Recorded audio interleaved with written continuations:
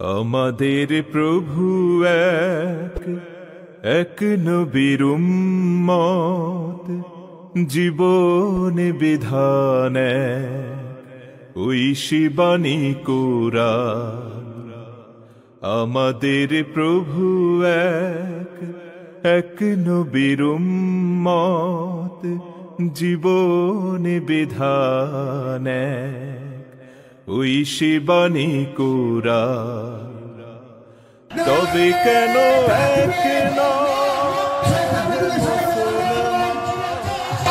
সম্মানিত ভাইয়েরা, আমি আপনাদের সম্মুখে কোরআনে কারীমের গুরুত্বপূর্ণ একটি সূরা সূরা হুজরাতের একটি আয়াত তেলাওয়াত করেছি। সূরা হুজরাতের 7টি বিশেষ সামারি আপনাদের সামনে আমি তুলে ধরতে চাই। এই সূরার বিশেষ তাৎপর্য, এই সূরার যে বিশেষ বার্তা, আজ বাংলাদেশের যে সমাজ বাস্তবতা রয়েছে, সেই সমাজ বাস্তবতায় সূরাতুল হুজরাত প্রতিটি ঘরে ঘরে প্রত্যেক মুসলমানকে বারবার পাঠ করা, পুনর্পাঠ করা প্রয়োজন। আমার রব, আমার আল্লাহ যদি আমাকে শক্তি সামর্থ্য দিতেন, আমি আমার দেশের প্রত্যেক মুসলিম ভাইকে বোনকে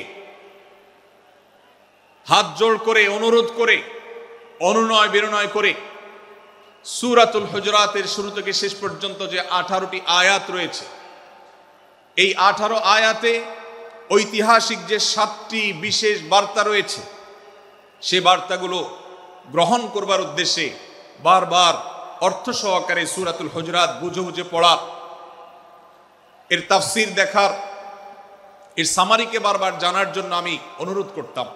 আল্লাহ তাআলা আমাদের সবাইকে সূরাতুল হুজরাত এর আলো দ্বারায় সবাইকে আলোকিত হওয়ার তৌফিক দান করুন।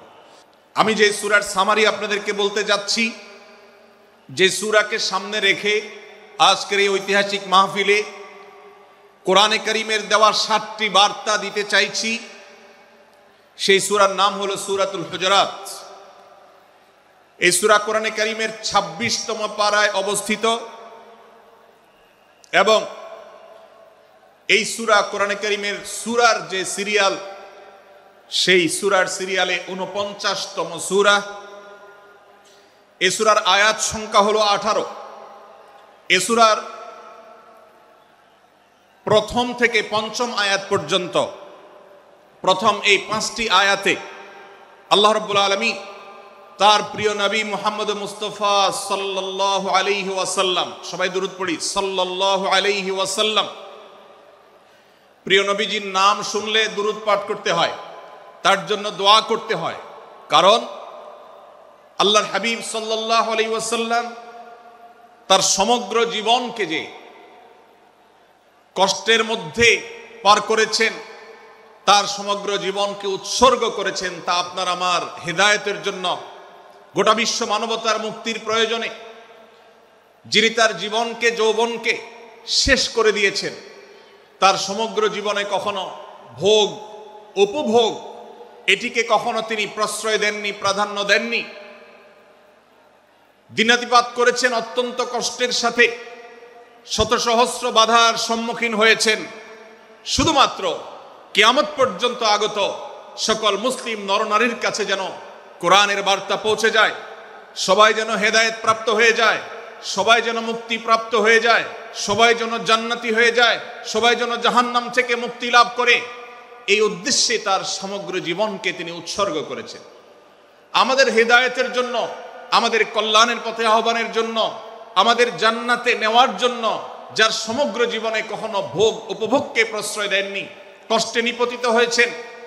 তিনি চাইলে মক্কার রাজত্ব করতে পারতেন, তিনি চাইলে মক্কার সবচেয়ে ভোগী মানুষ হতে পারতেন, কিন্তু সেটা না করে তিনি যে ত্যাগের দৃষ্টান্ত স্থাপন করেছেন, প্রিয় নবী মুহাম্মদ সাল্লাল্লাহু আলাইহি সাল্লামের সেই অবদানের স্বীকৃতি স্বরূপ আমরা তার নাম যখনই শুনবো সাল্লাল্লাহু আলাইহি সাল্লাম বলে তার প্রতি আল্লাহর রহমত যেন, অনুগ্রহ যেন নাজিল হয়, সেজন্য দোয়া করব। আল্লাহ তাআলা তার হাবিবকে রহমত এমনিতেই দান করবেন, আপনি আর আমি তার জন্য রহমতের দোয়া করার মধ্য দিয়ে আমরা সৌভাগ্যবান মানুষের কাতারে শামিল হতে পারবো। তো আমি যেটি বলছিলাম, সূরাতুল হুজুরাতের 1 থেকে 5 নম্বর আয়াত পর্যন্ত এই 5টি আয়াতে আল্লাহ রাব্বুল আলামিন প্রিয় নবী সাল্লাল্লাহু আলাইহি সাল্লামের সাথে আদব এবং শিষ্টাচারের শিক্ষা দিয়েছেন মানব জাতিকে।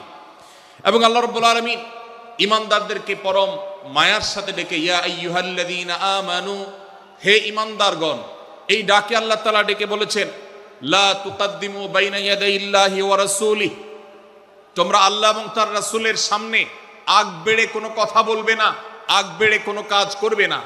একজন ঈমানদার, একজন মুসলমান, তার এই শিষ্টাচারের শিক্ষা তার জীবনে ধারণ করতে হবে।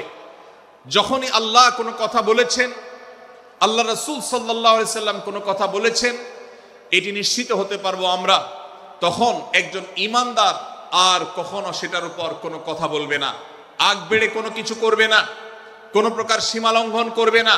ক্বালাল্লাহ ক্বালার রাসূল, আল্লাহ বলেছেন, আল্লাহ রাসূল বলেছেন, এটি শোনার পর সে তার আপদমস্তককে সারেন্ডার করবে, সে নিজেকে আত্মসমর্পণ করবে। এরপর তার কোনো যুক্তিকে, কোনো বুদ্ধিকে, তার কোনো মতামতকে সে সেখানে আর দাঁড় করাবার চেষ্টা করবে না। এটা একজন শিষ্টাচার বিশিষ্ট ঈমানদারের বৈশিষ্ট্য। কোরআন এই শিক্ষা আমাদেরকে দিয়েছে। ভাইরা আমার, এই শিক্ষাকে ধারণ করে আমরা যারা মুসলমান দাবি করছি, আমাদের সম্মানীয় যারা আছেন, আল্লাহকে যেরকম আমরা সম্মান করি, আল্লাহ রাসূলকে যেরকম সম্মান করি, ঠিক একইভাবে আমাদেরকে যে সমস্ত মানুষগুলোকে সম্মান করার নির্দেশ করা হয়েছে, ওলামা একরাম রয়েছেন, আমাদের বাবা মা, বয়সে বড়, শিক্ষিত, এবং যারা আমাদের শিক্ষক বৃন্দ আছেন, এভাবে যারা আমাদের সম্মানের পাত্র আছেন, সে মানুষগুলোর সামনে আগ বেড়ে যেন কোনো কিছু না করি। সে আগ বাড়াটা কথার ক্ষেত্রে হতে পারে, চলার ক্ষেত্রে হতে পারে, আচরণের ক্ষেত্রে হতে পারে। এই শিষ্টাচারের শিক্ষা সূরা হুজুরাতের প্রথম আয়াতে আমাদেরকে দেওয়া হয়েছে। প্রিয় ভাইরা আমার, আমাদের সমাজে আজ যে সমস্ত ভালো গুণের দুর্ভিক্ষ চলছে, ক্রাইসিস চলছে, অভাব চলছে, এর মধ্যে অন্যতম হলো আজ শিষ্টাচারের অভাব। আমাদের সমাজের চতুর্দিকে আপনি দেখতে পাবেন পরিলক্ষিত হচ্ছে। আমাদের শিশু থেকে নিয়ে কিশোর, যুবক থেকে নিয়ে মধ্যবয়স্ক, সকল শ্রেণী মানুষের মধ্যে আজ আদব এবং শিষ্টাচারের ভয়াবহ অভাব আমরা দেখতে পাচ্ছি। বিশেষ করে পশ্চিমা সংস্কৃতিকে আমাদের এই স্বদেশে, আমাদের এই মুসলমানদের সমাজে জোর করে পুশ করাবার, সে সমস্ত এজেন্ডাকে বাস্তবায়ন করবার যে প্রচেষ্টা এদেশের এক শ্রেণীর মানুষকে করতে দেখা যায়, তারা এদেশের সমাজের খাঁজে বাজে থাকা ইসলামের কৃষ্টি, কালচার এবং সংস্কৃতিগুলোকে ধুয়ে মুছে পরিষ্কার করবার জন্য শত সহস্র উদ্যোগ নিয়েছে। আমাদেরকে কোরআনের শিক্ষা ধারণ করে, কোরআনের শিক্ষাকে প্রচার করে, কোরআনের শিক্ষাকে প্রতিষ্ঠিত করে ব্যক্তির মধ্যে, ঘরে, পরিবারে, সমাজে, রাষ্ট্রে, সংবিধানে, আইনে, সংসদে, সর্বত্র কোরআনের শিক্ষাকে বাস্তবায়ন করে সেই সমস্ত বিন্দেশী অপসংস্কৃতি চাপিয়ে দেওয়ার ষড়যন্ত্রকে মোকাবেলা করতে হবে ইনশাআল্লাহ। ভাইরা আমার, আর সেজন্য সূরা হুজুরাতের এই শিষ্টাচারের শিক্ষা আমাদের জীবনে খুবই গুরুত্বপূর্ণ। আমরা যখনই কোনো সম্মানীয় ব্যক্তির কাছে আমরা থাকব, তাদের কথার উপরে কথা বলা, তাদের সাথে তর্ক করা, তাদের সামনে আগ বেড়ে কথা বলা, এমনকি তারা যখন চলবেন তাদের সামনে সামনে হাঁটা, এই সবগুলো কোরআনের এই শিষ্টাচারের যে শিক্ষা আছে এর পরিপন্থী। প্রিয় নবী সাল্লাল্লাহু আলাইহি সাল্লামের সময়কার একটি ঘটনা, এক ব্যক্তি তার বাবার সাথে হেঁটে যাচ্ছিলেন, বোঝা যাচ্ছিল না যে তাদের মধ্যে বাবাকে সন্তানকে। অনেক সময় বাপ সন্তানের বাহ্যিকভাবে দেখে বোঝা যায় না, এরকম কোনো কোনো ক্ষেত্রে হয়। জিজ্ঞেস করা হলো তাদেরকে, তোমাদের মধ্যে বাবাকে সন্তানকে? বলা হলো যে অমুক বাবা, অমুক সন্তান। তখন নির্দেশনা দেওয়া হলো যে সন্তান তার হাঁটা এবং চলার মধ্য দিয়ে এই বিনয়ের প্রকাশ ঘটাতে হবে, আনুগত্যের প্রকাশ ঘটাতে হবে, সম্মান এবং শ্রদ্ধার প্রদর্শন করতে হবে, যার মধ্য দিয়ে বোঝা যায় যে কে সন্তান আর কে বাবা, এর জন্য জিজ্ঞেস করতে না হয়। আজ আমাদের যারা তরুণ আছি, আমরা যুবক আছি, আমরা অনেকেই পশ্চিমা সংস্কৃতি দ্বারা প্রভাবিত হয়ে আমরা শিষ্টাচারের এই গণ্ডি এবং সীমানা পার হয়ে চলে গেছি। কোরআন আমাদেরকে শিষ্টাচারের শিক্ষা দিচ্ছে যে আমরা সিনিয়রদের সামনে বিনয়ের সাথে আচরণ করব, তাদের সামনে সামনে চলা থেকে বিরত থাকব, যথাসম্ভব তাদেরকে অনুসরণ করার চেষ্টা করব, তাদের সাথে কথা হবে, তাদের আগ বেড়ে কথা হবে না, তাদের কোনো জিজ্ঞাসা থাকলে সেটার উত্তর হবে বিনয়ের সাথে। এই শিষ্টাচারের শিক্ষা আমাদেরকে দেওয়া হয়েছে। এবং একইভাবে সূরা হুজুরাতের প্রথম বার্তার মধ্যে নবী সাল্লাল্লাহু আলাইহি সাল্লামের সাথে আরেকটি শিষ্টাচার শেখানো হয়েছে, তা হলো আল্লাহ রাব্বুল আলামিন আমাদের কণ্ঠকে, আমাদের আওয়াজকে, আমাদের কথাকে নবী সাল্লাল্লাহু আলাইহি সাল্লামের কথার চাইতে যেন আগ বেড়ে না যায়, তার চাইতে যেন উঁচু কণ্ঠে আমরা কথা না বলি, তার চাইতে যেন উচ্চ স্বরে কথা না বলি, সেই শিক্ষা দিয়েছেন, সেই শিষ্টাচারের শিক্ষা আমাদেরকে দেওয়া হয়েছে। ভাইরা আমার, প্রিয় নবী সাল্লাল্লাহু আলাইহি সাল্লামের সাহাবীরা নবী সাল্লাল্লাহু আলাইহি সাল্লামের প্রতি আদব এবং শিষ্টাচার এত বেশি প্রদর্শন করতেন যে নবী করিম সাল্লাল্লাহু আলাইহি সাল্লামের প্রতি এই শিষ্টাচারের কথা যখন বলা হয়, সাহাবীরা অনেকে নবী করিম সাল্লাল্লাহু আলাইহি সাল্লামের সাথে কথা বলতে রীতিমতো ইতস্তত বোধ করছিলেন যে কিভাবে কথা বলবো, না জানে জোরে হয়ে যায় এবং তাতে না জানে আমি বেয়াদবের কাতারে শামিল হয়ে যাই, শিষ্টাচার বহির্ভূত কাজ করে ফেলি। এবং আল্লাহ তাআলা যে সতর্কীকরণ করেছেন সূরা হুজুরাতের এই 1 থেকে 5 নম্বর আয়াতের মধ্যে, তার আওতায় আমি না জানে পড়ে যাই। তখন সাহাবায়ে কেরাম বিনয় এবং বিনম্রতা অবলম্বন করেছেন এবং তারা একরকম বিপাকে পড়ে গেছেন। এতটা তারা সভ্য ছিলেন, এতটা তারা নম্র ছিলেন, এতটা তারা বিনম্র আচরণ করতেন নবীজির সাথে। ভাইরা আমার, এই বিষয়টিও আমরা শুধুমাত্র আমাদের প্রিয় নবীজির জন্য নয়, এটি আমাদের মা বাবা, আমাদের সম্মানের পাত্র যারা আছেন, আমাদের বয়সে যারা সিনিয়র আছেন, তাদের সামনে কথা বলার সময় আমরা মেনটেন করে চলবো। অর্থাৎ আমরা উচ্চ কণ্ঠে তাদের সামনে কথা বলবো না। এই মাহফিলে এখনো শত শত হাজারো মানুষ হয়তো এমন আছেন যারা মায়ের সামনে, বাবার সামনে, বড় ভাইয়ের সামনে, শিক্ষকের সামনে, সিনিয়রদের সামনে, মুরব্বীদের সামনে, ওলামাদের সামনে উচ্চ কণ্ঠে কথা বলেন। প্রিয় ভাইরা আমার, আমরা মুসলমানদের সন্তান, আমরা মুহাম্মদ সাল্লাল্লাহু আলাইহি সাল্লামের উম্মত, আমরা আবু বকর, ওমর, ওসমান, আলী রাদিয়াল্লাহু আজমাইনের অনুসারী, আমরা কোরআনের অনুসারী। কোরআনের অনুসারী কখনো বেয়াদব হতে পারে? কোরআনের অনুসারী কখনো বেয়াদব হতে পারে? কোরআন যে শিষ্টাচারের শিক্ষা দিয়েছে, এই শিক্ষা আজ আমাদের মধ্যে ধারণ করতে হবে, আমাদের সন্তানদের শেখাতে হবে, আমাদের ঘরে ঘরে এই শিক্ষা চর্চা করতে হবে, আমাদের সমাজে এটিকে প্রতিষ্ঠিত করতে হবে।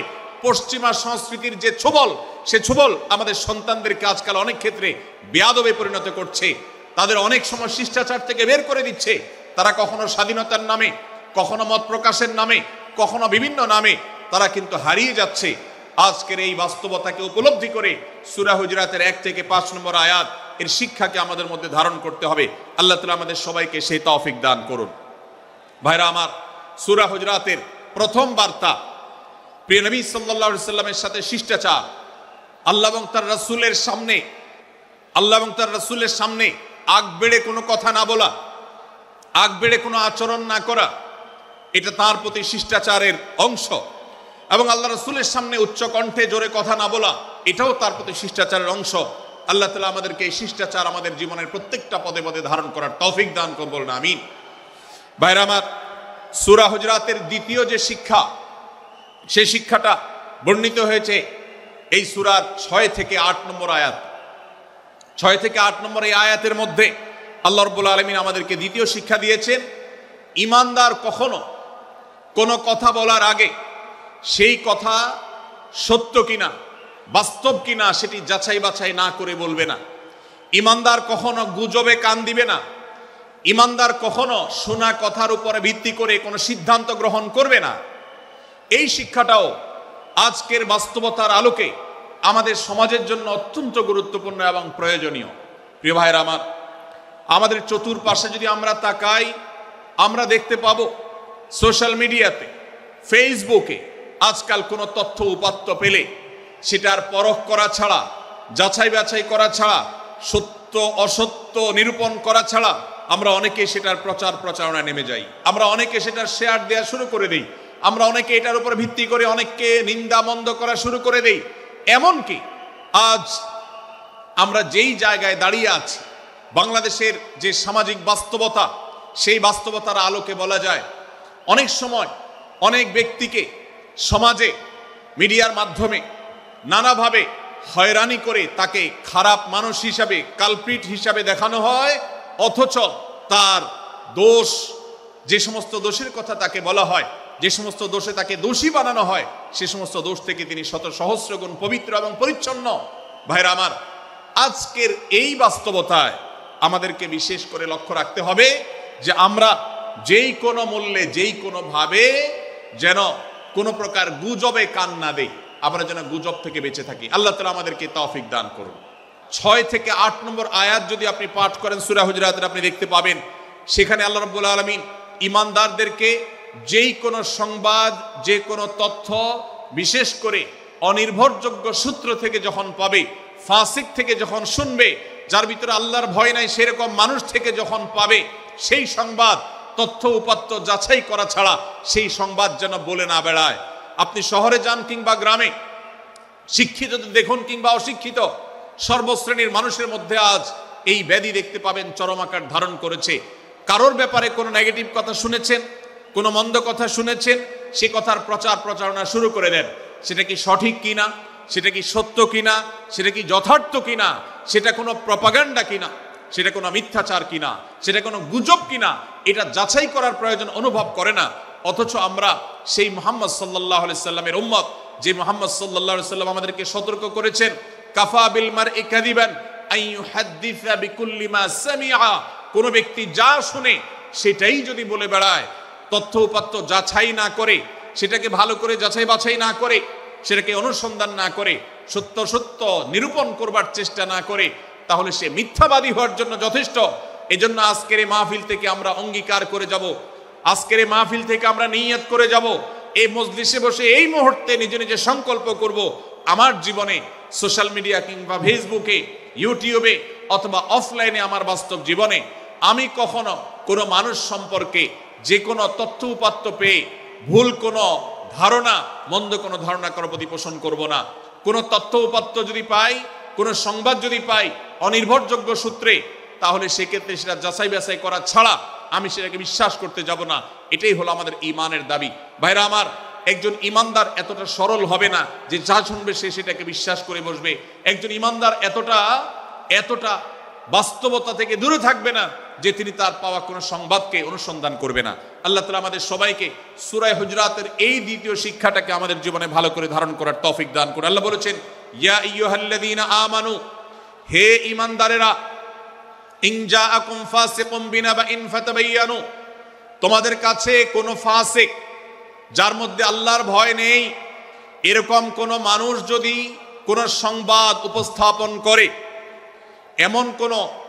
এমনকি গণমাধ্যমেও যদি কোনো সংবাদ প্রচারিত হয়, সংবাদদাতার মধ্যে যদি আল্লাহর ভয় না থাকে, সে যদি টাকার বিনিময়ে কারোর চরিত্র হনন করতে পারে, সে যদি অ্যাডভার্টাইজ পেয়ে কোনো কোম্পানির হয়ে দালালি করতে গিয়ে অন্য কারোর বিরুদ্ধে কোনো মিথ্যাচার করে, সে যদি বিদেশিদের এজেন্ডা বাস্তবায়ন করতে গিয়ে আলেম সমাজের চরিত্রকে কলঙ্কিত করে, কোনো ভালো মানুষকে দোষী হিসাবে সাব্যস্ত করে, তো আল্লাহ তাআলা আমাদেরকে সতর্ক করেছেন, ফাতাবায়ানু, সেই সংবাদ সত্য কিনা আমাদেরকে যাচাই করতে হবে।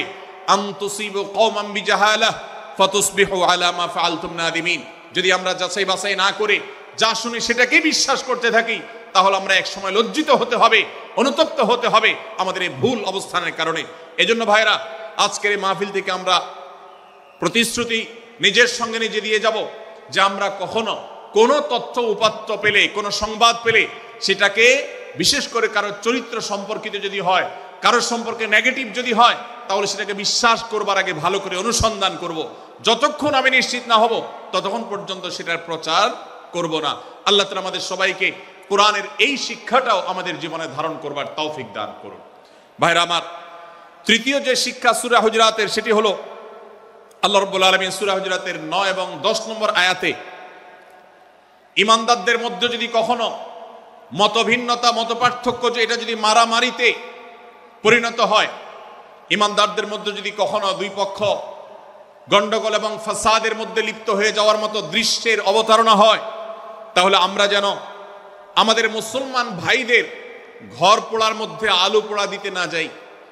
আমরা যেন আমাদের মুসলমান ভাইদের মধ্যকার বিভেদকে আরো বৃদ্ধি করতে সহায়তা না করি।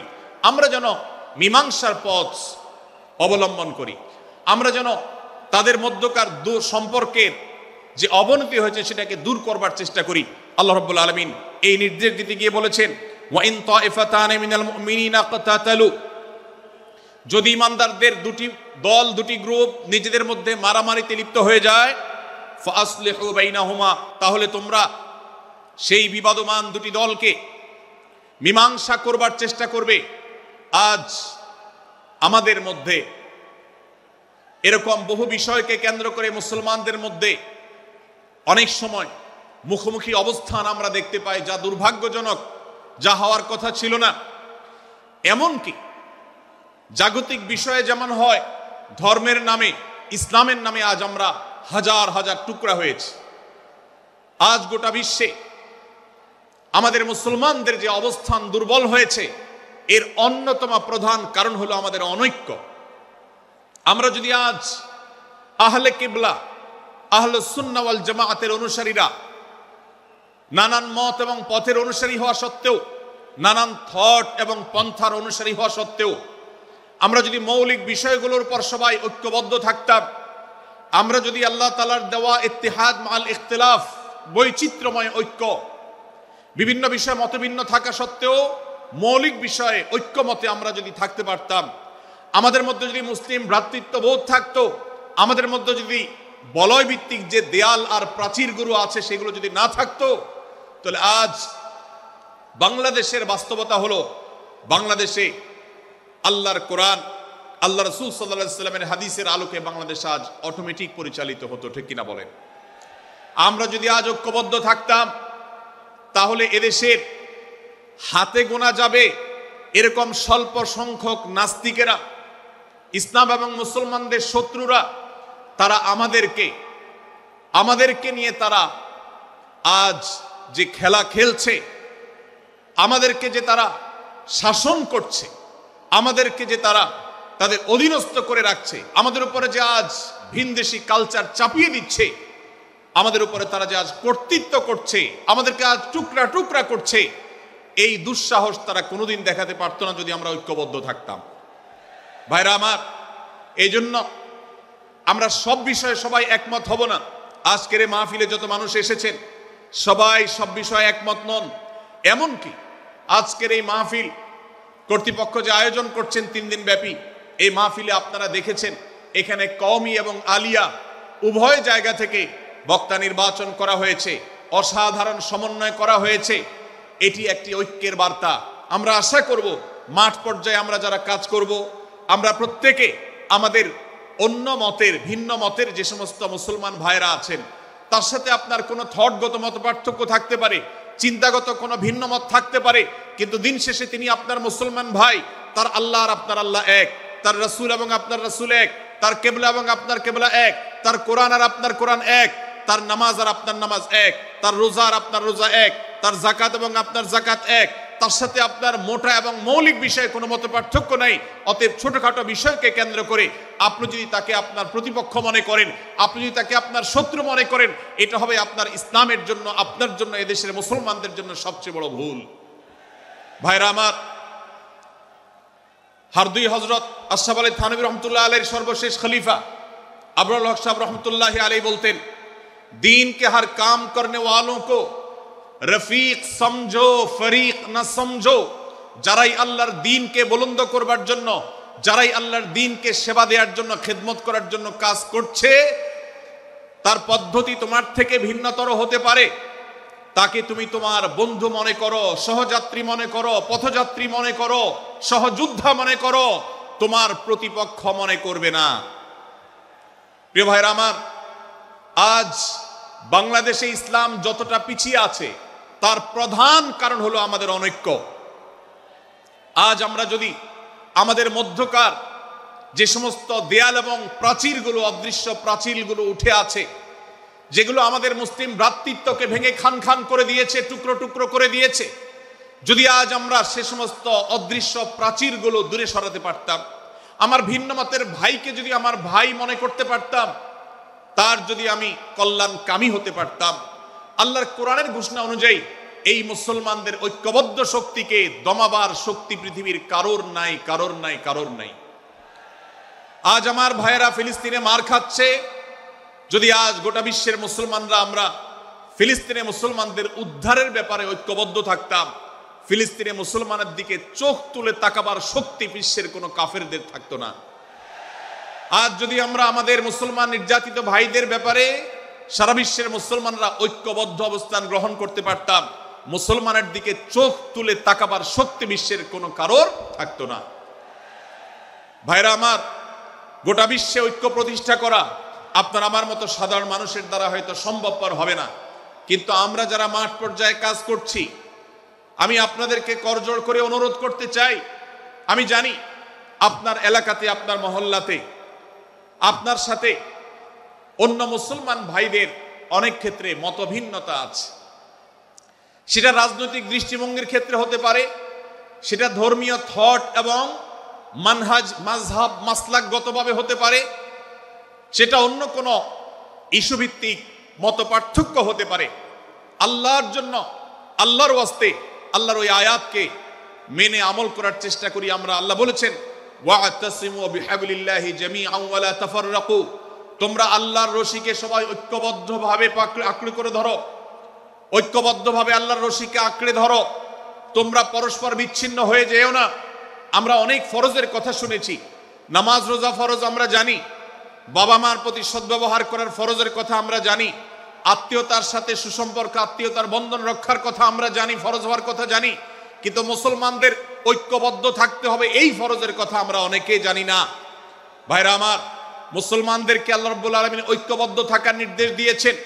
এই ঐক্যটা এর মানে এই নয় যে সবাই এক মতের হয়ে যাবে সব বিষয়ে।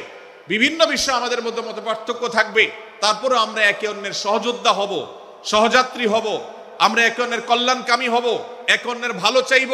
আমার ভিন্ন মতের মুসলমানের কোনো ক্ষতিতে আমি খুশি হব না, তার ক্ষতিতে আমি কষ্ট পাবো, তার সাফল্যকে আমি এনজয় করব, আনন্দিত হব।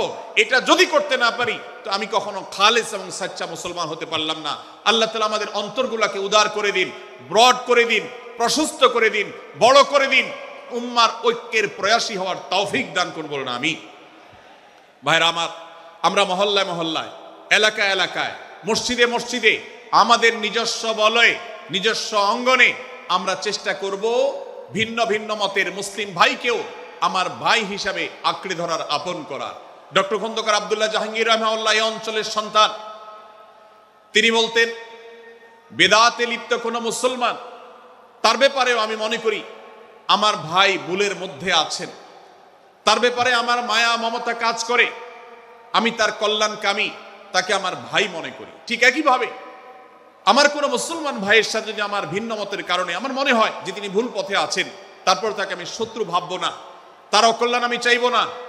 আজ বাংলাদেশের বাস্তবতা যদি আমরা তাকাই, দেখতে পারবো ইসলাম এবং মুসলমানদের যত শত্রু আছে, আমরা দেখেছি গত কয়েক যুগ ধরে তাদের নিজেদের মধ্যে হাজারো বিভক্তি, হাজারো মত পার্থক্য থাকা সত্ত্বেও মুসলমানদের শত্রুতা করার ব্যাপারে তারা সবাই ঐক্যবদ্ধ।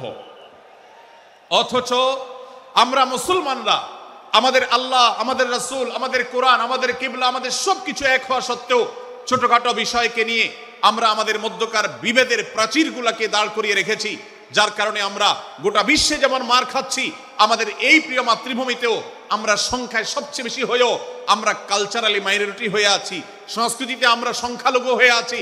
সব ক্ষেত্রে আমাদেরকে ইগনোর করা হয়। 4 লক্ষ মসজিদের এদেশে 4 লক্ষ ইমাম আছেন, 4 লক্ষ মুয়াজ্জিন আছেন। এই মসজিদগুলো এদেশে, এর নেটওয়ার্ক যতটা শক্তিশালী, এদেশের সকল রাজনৈতিক দলগুলোর নেটওয়ার্ককে যদি একত্র করা হয়, মসজিদগুলোর মতো এতটা শক্তিশালী নেটওয়ার্ক এদেশের সমাজে নাই। কিন্তু ওলামা একরামকে ইগনোর করা হয়, মুসলমানদের ইগনোর করা হয়। এদেশের আইনে কোরআন এবং সুন্নাহ এদেশের মুসলমানদের ধ্যান ধারণাকে কখনো বিবেচনায় আনা হয় না। এই যে মুসলমানদের আজ দুরবস্থা, এর অন্যতম প্রধান কারণ হলো আমাদের হাজার হাজার ভাগে বিভক্তি। এই বিভক্তির দেয়ালগুলোকে তুলতে হবে কি হবে না? যদি হয় তাহলে আপনি নিজে থেকে শুরু করে দিন।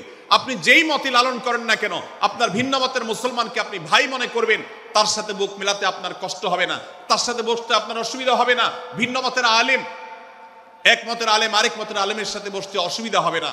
এক মতের অনুসারী আরেক মতের অনুসারীকে ভাই বলতে অসুবিধা হবে না। আমরা সোশ্যাল মিডিয়াতে নিজেদের মধ্যে কামড়াকামড়ি করব না, নিজেদের মধ্যে আমরা ঝগড়া বিবাদ করব না। এবং যদি কেউ বিবাদে লিপ্ত হয়, সূরা হুজরাতের 9 এবং 10 নম্বর আয়াতের শিক্ষা বলছে, মুসলমানদের মধ্যে দুটি দল যদি মারামারিতে লিপ্ত হয়, তুমি সেখানে গিয়ে খোঁচাখুচি করে মারামারি বানানোর তো প্রশ্নই ওঠে না। বরং আল্লাহ বলছেন যে ফাসলিহু বাইনাহুমা, তাদের উভয়ের মধ্যে মীমাংসা করবার জন্য তুমি উদ্যোক্তা হও, তুমি উদ্যোগী হও। ভাইরা আমার, আমরা অনেকেই হয়তো জেনে থাকবো মিথ্যা এটা আল্লাহর জমিনের সবচেয়ে বড় জঘন্য অপরাধগুলোর মধ্যে থেকে একটি। একজন মুসলমান কোন অবস্থাতে মিথ্যা বলতে পারে না, কিন্তু কোন মুসলমান যদি অন্য মুসলমানের সাথে কখনো বিবাদ বিতণ্ডায় লিপ্ত হয়ে যায়, দুজন মুসলমান বা দুটি বলয়, দুটি পক্ষ, দুটি গোষ্ঠী মুসলমানদের, তাদের মধ্যে যদি কোনো বিষয় যদি ভুল বুঝাবুঝি তৈরি হয়, ভিন্ন মত সৃষ্টি হয়, একে অন্যের সাথে শত্রু ভাবাপন্ন হয়ে যায়, তাহলে তাদের দুইজনের মধ্যে বা দুই পক্ষের মধ্যে মীমাংসা করবার জন্য কেউ যদি মিথ্যা কথাও বলে, অর্থাৎ আপনি এক পক্ষের কাছে গিয়ে বললেন, ভাই আপনি যাকে এত খারাপ মনে করছেন, যার ব্যাপারে আপনি এতটা রাগান্বিত হয়ে আছেন, আমি তো জানি তিনি আপনার ব্যাপারে অনেক সফট চিন্তা রাখেন, আপনার ব্যাপারে অনেক ইতিবাচক ভাবনা রাখেন, আপনার ব্যাপারে অনেক সুধারণা পোষণ করেন। আপনি যদি একজন মুসলমানের কাছে গিয়ে, এক পক্ষের কাছে গিয়ে যদি এই কথাটা বলেন, বাস্তবে তিনি যদি এটা নাও বলেন, তারপরেও আপনি যদি এই মিথ্যা কথা বলেন, এই মিথ্যা এটা শুধু জায়েজ নয়, বরং এই মিথ্যাটা এর মাধ্যমে আপনি যে তাদের পরস্পরের সম্পর্ককে ভালো করার চেষ্টা করেছেন, এর মাধ্যমে আপনি আল্লাহর কাছে নেকি এবং সওয়াব পাবেন ইনশাআল্লাহ। ভাইরা আমার, তাহলে দুজন মুসলমান, দুটি পক্ষ, দুটি দল, দুটি বলয়, দুটি গোষ্ঠী যদি কখনো ভিন্ন মত তাদের মধ্যে তৈরি হয়, সেটা যদি মারামারিতে গিয়ে পৌঁছায়, সেটা যদি বিবাদ বিতণ্ডা পর্যন্ত গিয়ে পৌঁছায়, আমাদের কাজ হবে মধ্যে থেকে সেটাকে মীমাংসার মাধ্যমে দূরত্বকে কমানো। আমরা কখনো দূরত্ব বাড়াবো না, পারলে দূরত্ব কমাবো। ডক্টর খন্দকার আব্দুল্লাহ জাহাঙ্গীর রহমতুল্লাহ একটা কথা বলতেন, মুসলমানদের বাড়িতে যে আগুন লেগেছে, বিভেদের আগুন, মতবিরোধের আগুন, মত পার্থক্য, এটা মতবিরোধে যে পৌঁছে গেছে, এ আগুন আমার নাই, এত পাওয়ার নাই যে বহুদা বিভক্ত মুসলমানদেরকে আমি ঐক্যবদ্ধ করে ফেলবো, এত শক্তি আমার হাতে নেই। কিন্তু একটা শক্তি আমার কাছে আছে ভাই, সেটা হলো যে বিবাদমান মুসলমানদের মধ্যে বিবাদ যেন আর না বাড়ে, বিবাদের যে আগুন লেগেছে সে আগুনে যেন আর ঘি ঢালা না হয়, কেরোসিন ঢালা না হয়, সেজন্য আমি ভূমিকা রাখতে পারি।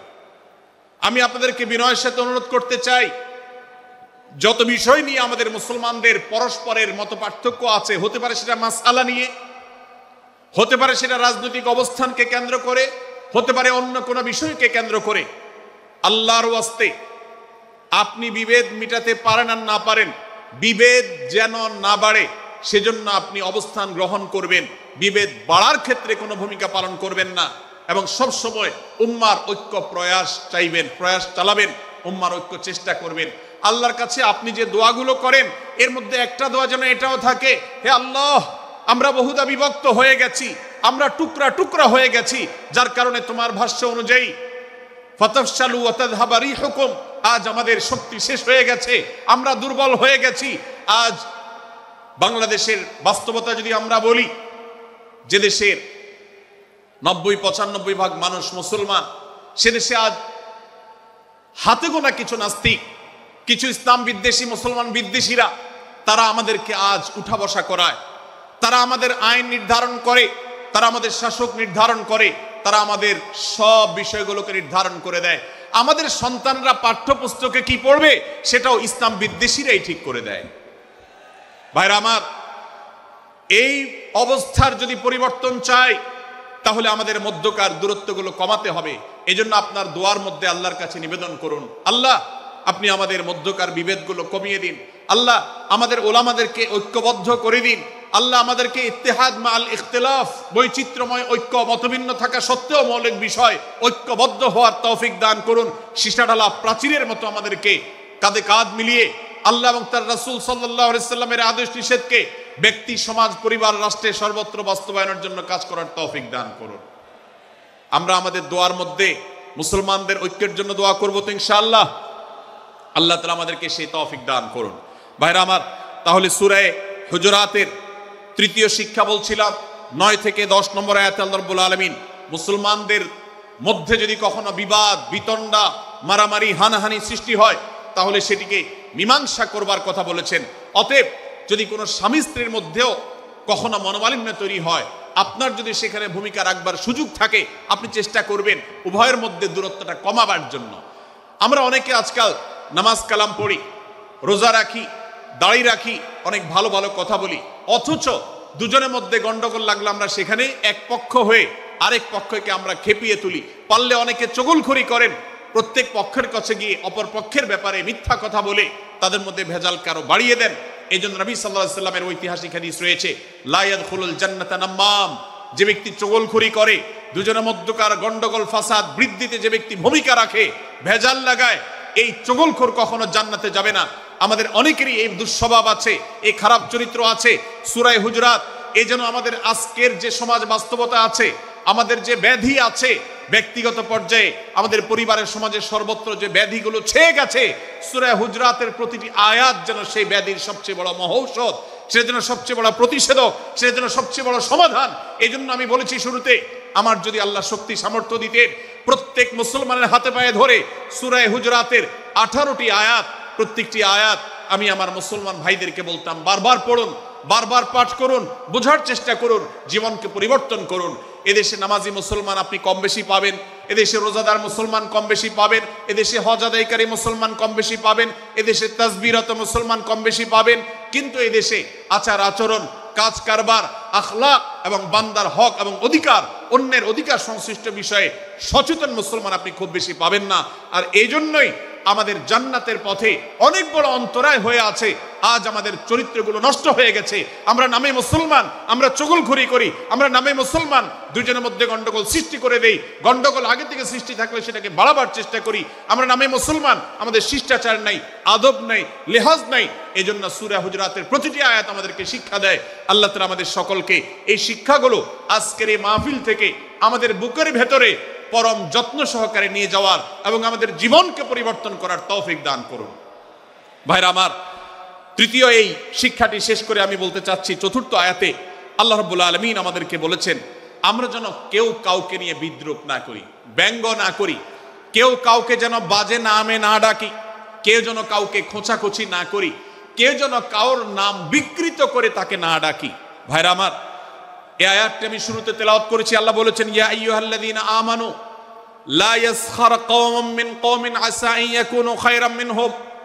হে ঈমানদারেরা, হে মুসলমানেরা, তোমাদের কেউ যেন অন্য কারোর নাম ধরে অন্য কাউকে ব্যঙ্গ বিদ্রূপ ঠাট্টা না করে। আমরা একে অন্যকে নিয়ে ঠাট্টা করি কি করি না? বিদ্রূপ করার রোগ আমাদের মধ্যে আছে না নাই? ভাইরা আমার, জাগতিক বিষয় তো আছেই, এমনকি দুর্ভাগ্যজনক বাস্তবতা হলো ধর্মের নামে, ইসলামের নামে একদল মুসলমান অপর দল মুসলমানকে নিয়ে হাসি, ব্যঙ্গ, বিদ্রূপ, রাসাহাসি এবং নাম বিকৃত করা এবং খোঁচাখুচি করা, এই কাজগুলো আমাদের মধ্যে আছে না নাই? আমরা যারা ইসলামের খেদমত মনে করে আমার ভিন্ন মতের, ভিন্ন দলের মুসলমানকে খোঁচাখুচি করি, আমরা যারা আল্লাহর খেদমত মনে করে, ইসলামের সেবা মনে করে, দাওয়াতের কাজ মনে করে, ইসলাম প্রচার মনে করে ভিন্ন মতের অন্য দলের মুসলমানকে নিয়ে ব্যঙ্গ বিদ্রূপ আর হাসাহাসি করি, তাদেরকে সোশ্যাল মিডিয়াতে, অনলাইনে, অফলাইনে তুচ্ছ তাচ্ছিল্য করি, আল্লাহর শপথ করে বলছি, এটা ইসলামের সেবা নয়, এটা হলো প্রবৃত্তির পূজা, এটা হলো আপনার নফসের পূজা, এটা হলো আপনার প্রবৃত্তির গোলামি করা, এটা আল্লাহর গোলামি নয়, এটা ইসলামের খেদমত নয়, এটা ইসলামের 12টা বাজানো। ভাইরা আমার, কোন অবস্থাতে একজন মুসলমান অন্য মুসলমানকে নিয়ে ব্যঙ্গ বিদ্রূপ করতে পারে না। আমার মুসলমান ভাই যদি কোনো ভুল কথা বলে, ভুল কাজ করে, আমি যথাযথ নিয়মে তাকে সংশোধনের চেষ্টা করব, সমালোচনা করার দরকার হলে সেটাও করব, কিন্তু হাসাহাসি নয়, বিদ্রূপ নয়, ব্যঙ্গ করা নয়। আজ আমাদের তরুণদের মধ্যে এটা একটা আর্টে পরিণত হয়েছে। আপনারা রোস্টিং ভিডিওর কথা কম বেশি সবাই জেনে থাকবেন। রোস্টিং ভিডিওর কথা আপনারা জানেন কি জানেন না? ভাইরা আমার, রোস্টিং ভিডিও নামটা দেখেন, অর্থাৎ কাউকে রোস্ট করা। আমরা মুরগি রোস্ট করার কথা জানি, এখন মানুষ রোস্ট করার সিস্টেম শুরু হয়েছে। একজন মানুষের কোনো ভুল কিছু পেয়েছেন, অবশ্যই আপনি সমালোচনা করবেন। আপনি একজন মুসলমান হিসেবে জানতে হবে কারোর ভুলের সমালোচনার মূলনীতি আছে। মূলনীতি আছে না নেই? কোরআন এবং সুন্নাহর বাতানো যে প্রিন্সিপাল, সেটাকে লক্ষ্য করে, সেটাকে আমলে নিয়ে, সেটাকে ধরে ধরে যদি আপনি সমালোচনা না করেন, তাহলে আপনার এই সমালোচনা এটাই আপনাকে জাহান্নামে নেওয়ার কারণ হতে পারে। ভাইরা আমার, আপনি কাউকে রোস্ট করার নামে, কাউকে সমালোচনা করার নামে, হতে পারে কেউ ভুল করেছেন, কিন্তু সেটা করতে গিয়ে যদি তার অধিকার নষ্ট করেন, আপনি সীমা ছাড়িয়ে চলে যান, আপনি যদি ব্যঙ্গ বিদ্রুপ করে হারামের পর্যায়ে চলে যান, তাহলে সূরা হুজরাতের আয়াতের আলোকে আপনি কবিরা গুনাহে লিপ্ত হলেন। আমরা অনেকে আছি যে ব্যক্তিগত পর্যায়ে এই বিদ্রুপ করাটাকে আমরা কোনো বিষয় মনে করছি না। সোশ্যাল মিডিয়াতে অনেকগুলো ভিডিও ক্লিপ আছে, আপনাদের চোখে নিশ্চয়ই পড়েছে, আমার চোখে বহু পড়েছে, যে অনেক সময় দেখা যায় বিনোদনের নামে কাউকে খোঁচাখুচি করা, কাউকে অপমান করা, কাউকে হয়তো ধাক্কা দিয়ে পানি দিয়ে ফেলে দেয়া, কাউকে কষ্ট দেয়া, কাউকে হয়তো প্রতারিত করা, এটাকে আমরা এনজয় করি। অনেক ভিডিও ক্লিপে দেখা যায় এভাবে কাউকে কোনোভাবে অপমানিত করে, কাউকে কোনোভাবে ধোকা দিয়ে বোকা বানিয়ে আমরা এনজয় করি, আমরা হাসাহাসি করি। আমাদের রুচি নষ্ট হতে হতে আজ এই পর্যায়ে এসেছে যে এটা আমাদের এনজয়ের বিষয় হয়েছে, এটা আমাদের আনন্দের বিষয় হয়েছে।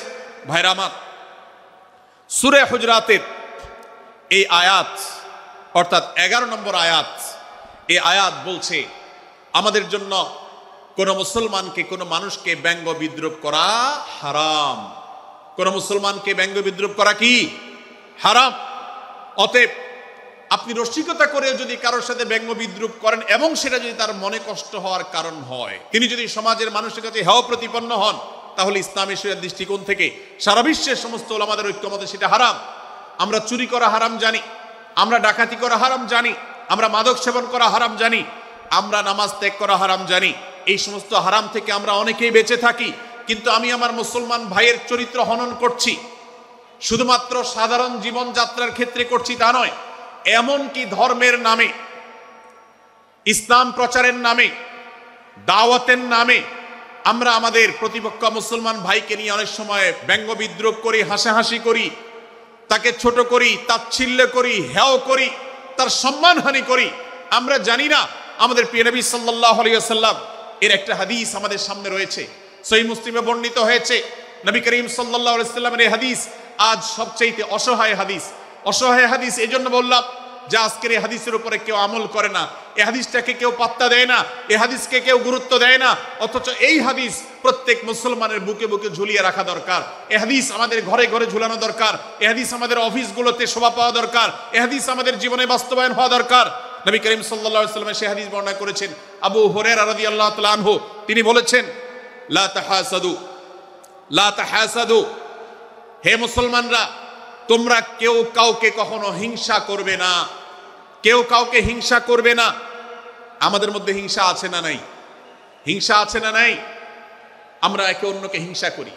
একদল মুসলমান অন্য দল মুসলমানকে হিংসা করে, কেউ কারো ভালো দেখতে পারে না।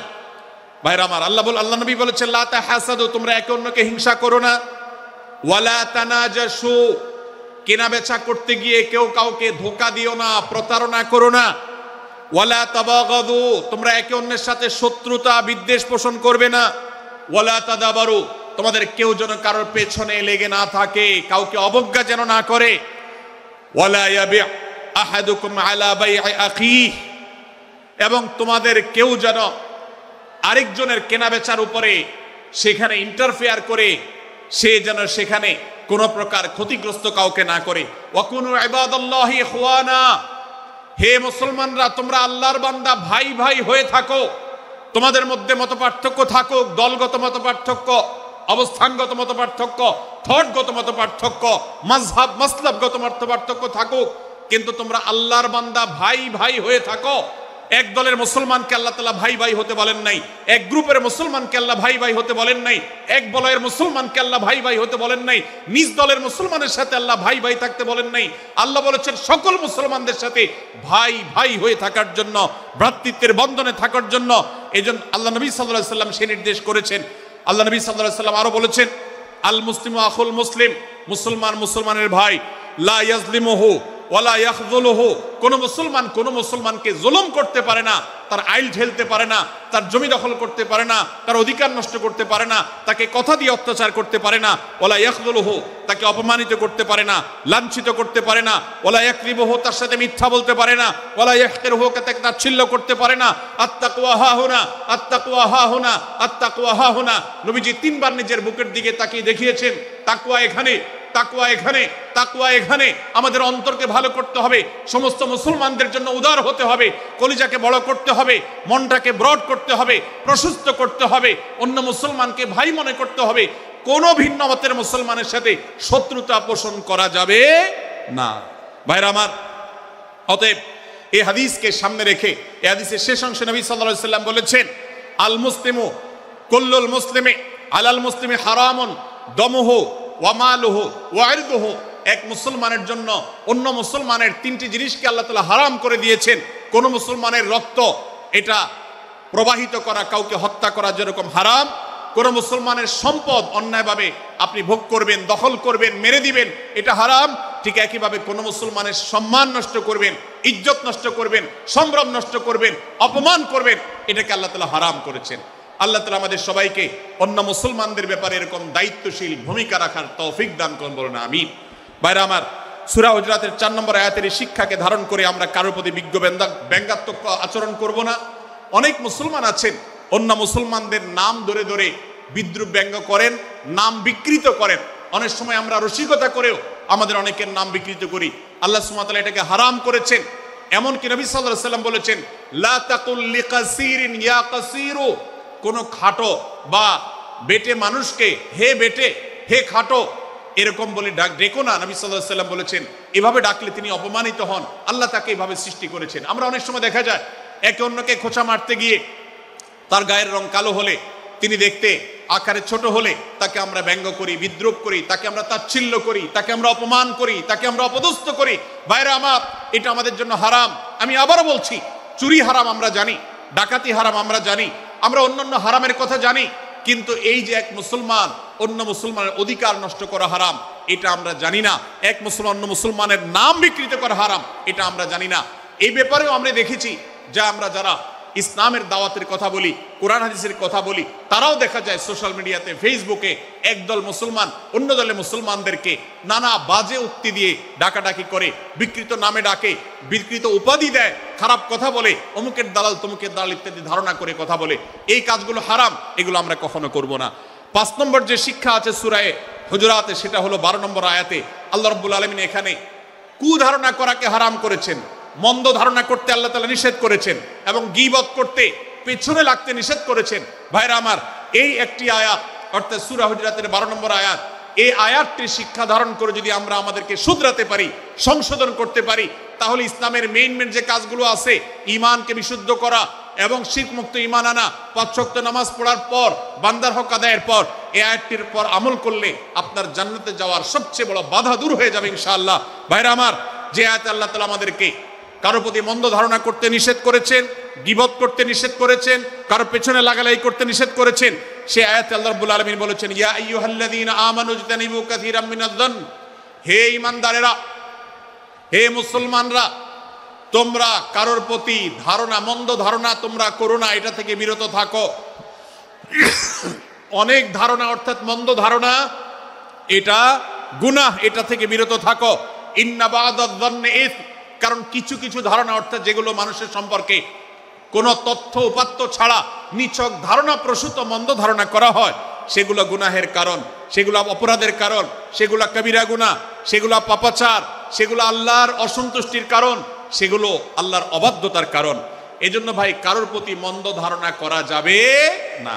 এক্ষেত্রে আমি জানি আমাদের ব্যক্তিগত পর্যায়ে কারোর ব্যাপারে কোনো কিছু কথা উঠেছে অথবা সামান্য একটু সন্দেহ তৈরি হয়েছে, আমরা তার চরিত্র নিয়ে টানাটানি করি। আমরা জানি না একজন মুসলমানের চরিত্রের মূল্য কত বড়। আমার কাছে সুস্পষ্ট প্রমাণ আসার আগ পর্যন্ত কোনো মুসলমানের চরিত্র নিয়ে আমার ব্লেম করবার কোনো অধিকার আমার নাই। এই জন্য একজন মুসলমান কখনো কারো প্রতি কুধারণা করবে না, মন্দ ধারণা পোষণ করবে না, খারাপ ধারণা পোষণ করবে না। আল্লাহ তাআলা আমাদেরকে এবং মুসলমানের সম্পর্কে খারাপ ধারণা করা থেকে বেঁচে থাকার তৌফিক দান করুন। সূরা হুজরাতের 12 নম্বর আয়াতে আল্লাহ রাব্বুল আলামিন আমাদেরকে সূরা হুজরাতের 5ম শিক্ষা দিয়েছেন। মুসলমানদের জন্য যা গুরুত্বপূর্ণ তা হলো আমরা কারোর প্রতি মন্দ ধারণা করব না।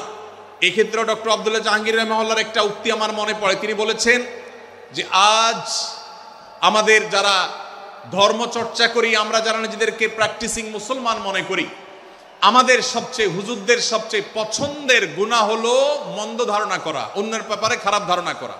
অমুক অমুকের দালাল, তমুক তমুকের দালাল, কোনো তথ্য উপাত্ত ভিত্তি প্রমাণ ছাড়া নিছক ধারণার উপর ভিত্তি করে অন্য মুসলমান ভাইকে আমি এরকম নানা তকমা দিয়ে আমরা কবিরা গুনাহে লিপ্ত হচ্ছি। আমরা এই বদ ধারণা করা, মন্দ ধারণা করা যে কবিরা গুনাহ অনেকে জানি না, অনেকে অনেকের পেছনে লাগছি, অনেকের ওয়াজ শুনছি দোষ বাইর করার জন্য, স্ট্যাটাস পড়ছি ভুল বাইর করার জন্য। এই যে মানুষের পেছনে লাগা, এটা আল্লাহ তাআলা নিষেধ করেছেন, ওয়ালা তাজাসসু, তোমরা কেউ কারোর ছিদ্র অন্বেষণ করার, দোষ আবিষ্কার করার চেষ্টা করবে না, এবং ওয়ালা ইয়াগতাব বা'দুকুম বা'দা, কেউ কারোর গীবত শিকায়াত করবে না। এই আয়াতে আমাদেরকে কেউ কারোর পেছনে পরনিন্দা করতে নিষেধ করেছেন। ইসলাম বলে আমরা মানুষের সামনে মানুষের ভুলের কথাগুলো বলবো বিনয়ের সাথে, যাতে তিনি সংশোধিত হন, আর তার পেছনে প্রশংসা করব। আমরা করি উল্টা, আমরা মানুষের সামনে এসে মানুষের প্রশংসা করি আর তার পেছনে গিয়ে তার দুর্নাম করি। ইসলামকে যদি আমরা মানতাম, সমাজটা সুন্দর হয়ে যেত। আমরা যদি সামনে কারোর দোষ বলতাম তাহলে তিনি সংশোধিত হতেন, আর পেছনে যদি গুণ বলতাম তাহলে তিনি ভালো সেখান থেকে শিক্ষা গ্রহণ করতেন। সূরা হুজরাতের 6 নম্বর শিক্ষা 13 নম্বর আয়াতে আল্লাহ তাআলা বলেছেন যে আমাদের সবার গোড়া কোত্থেকে এসেছে, আমাদের গর্বের কোনো বাহ্যিক কারণ নাই তাকওয়া ছাড়া। আল্লাহ বলেছেন, ইয়া আইয়ুহান নাস ইন্না খালাকনাকুম মিন যাকারিন ওয়া উনসা, হে মানুষ সকল, তোমাদেরকে আমি মানুষ, নারী এবং পুরুষ, আদম এবং হাওয়া থেকে সৃষ্টি করেছি। ওয়াজআলনাকুম শুউবান ওয়া ক্বাবাইলা লিতাআরাফু, বিভিন্ন গোত্রে তোমাদেরকে আমি বিভক্ত করেছি পরিচয়ের জানার জন্য, শুধুমাত্র। আর আল্লাহ বলেছেন শেষে, ইন্নাল্লাহা আলিমুন খাবীর, তোমরা কি করো আল্লাহ জানে। অতএব আমাদের কারোর উপর কারো কোনো শ্রেষ্ঠত্ব নেই তাকওয়া ছাড়া। আল্লাহ বলেছেন, ইন্না আকরামাকুম ইনদাল্লাহি আতকাকুম, আমাদের মধ্যে সবচেয়ে মর্যাদাবান হবে তিনি যার মধ্যে তাকওয়া সবচেয়ে বেশি হবে।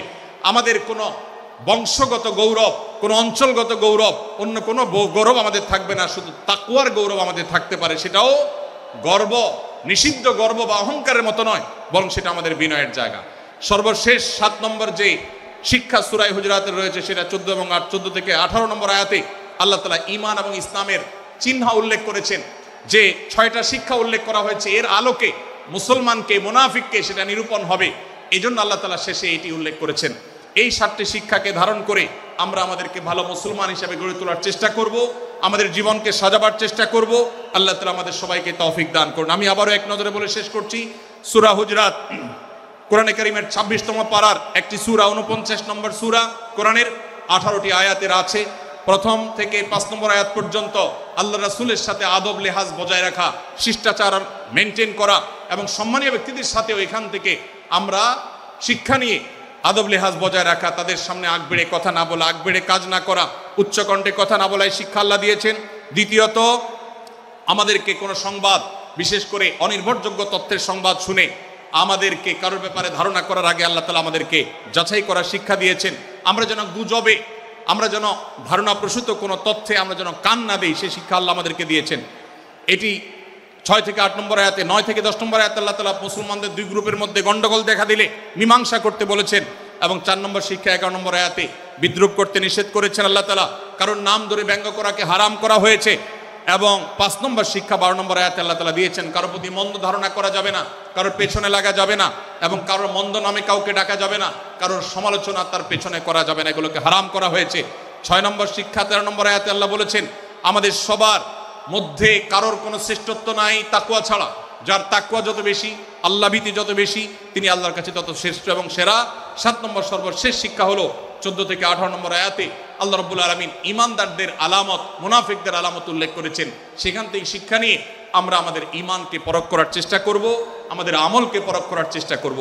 আল্লাহ তাআলা আমাদেরকে সূরা হুজরাতের আলোকে আমাদের জীবনকে গঠন করার তৌফিক দান করুন, বলুন আমিন।